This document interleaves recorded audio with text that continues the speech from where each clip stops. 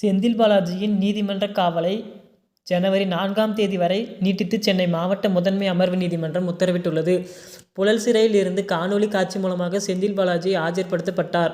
செந்தில் பாலாஜியின் நீதிமன்ற காவல் 13வது முறையாக நீட்டிக்கப்பட்டுள்ளது என்பதும் குறிப்பிடத்தக்கது. சட்டவிரோத பணப்பரிவர்த்தனை தடை சட்ட வழக்கில் ஜூன் 14ஆம் தேதியன்று அமலாக்கத்துறையினரால் கைது செய்யப்பட்டார் அமைச்சர் செந்தில் பாலாஜி அவர்கள்.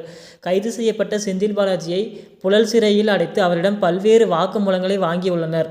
கிட்டத்தட்ட 5 மாத காலமாக ஜாமீனுக்காக பல்வேறு போராட்டங்களை நடத்தி வருகிறார்கள்.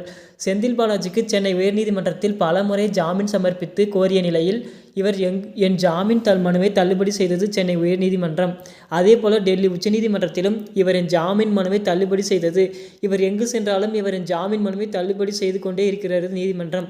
புழல் சிறையில் இவர் காலம் தாழ்த்தப்பட்ட வந்த நிலையில் திடீரென இவருக்கு உடல்நலக்குறைவு ஏற்பட்டது. உடனடியாக அரசு ஸ்டான்லி பொது மருத்துவமனையில் இவர் சிகிச்சைக்காக அனுமதிக்கப்பட்டிருந்தார். அங்கு அவருக்கு போதிய வசதி இல்லாததால் டெல்லி உச்சநீதிமன்றத்தில் நாங்கள் தனியார் மருத்துவமனைக்கு செல்கிறோம் என ஒரு வழக்கு தொடரப்பட்டு அதற்கான வாய்ப்பையும் பெற்றுக்கொண்டனர். இவரை காவிரி மருத்துவமனையில் அனுமதிக்கப்பட்டு இதயத்தில் பிரச்சனை இருக்கிறது என்று தெரிந்தவுடன் இதய பைபாஸ் அறுவை சிகிச்சையும் செய்து கொண்டார். இதற்கான இவரின் காலில் இருக்கக்கூடிய நரம்பானதும் அகற்றப்பட்டிருந்தது. பிறகு பூரண குணமடைந்தவுடன் புழல் சிறைக்கு மீண்டும் அடைக்கப்பட்டார் அமைச்சர் செந்தில் பாலாஜி அவர்கள். புழல் சிறையில் அடைக்கப்பட்டிருந்த இவர் திடீரென ஒரு நாள் கட்டிலில் இருந்து கீழே விழுந்து உடல்நலக்குறைவால் பெரும் பாதிப்பு ஏற்பட்டிருக்கிறது. உடனடியாக இவரை சென்னையில் இருக்கக்கூடிய ஓமந்தூரார் பன்னோக்கு அரசு பொது மருத்துவமனையில் சிகிச்சைக்காக அனுமதிக்கப்பட்டிருந்தார். இவருக்கு தனித்தனி மருத்துவ குழுக்களை வைத்து பல்வேறு முறையில் சிகிச்சையை மேற்கொண்டு வந்தனர். சிடி ஸ்கேன், எம்ஆர்ஐ ஸ்கேன் போன்ற பல்வேறு பரிசோதனைகளும் செய்யப்பட்டிருந்தது. அதில் இவருக்கு எக்கச்சக்கமான பிரச்சனைகள் இருக்கிறது என்பதையும் கண்டறிந்தனர். குடல் மற்றும் குடல் சார்ந்த நிபுணர்கள், நெஞ்சுகவியல் நிபுணர்கள் போன்ற குழுக்களை வைத்து இவருக்கு இதயத்தில் செல்லக்கூடிய இரத்த குழாயில் அடைப்பு ஏற்பட்டிருக்கிறது என்பதையும் உறுதி செய்தனர்.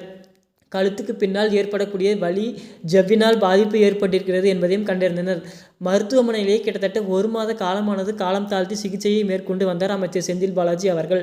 இவ்வளவு பிரச்சனைகள் வைத்துக்கொண்டு மருத்துவ காரணங்களை கொண்டு டெல்லி உச்சநீதிமன்றத்தில் ஜாமீனுக்காக ஜாமீன் மனு சமர்ப்பிக்கப்பட்டிருந்தது.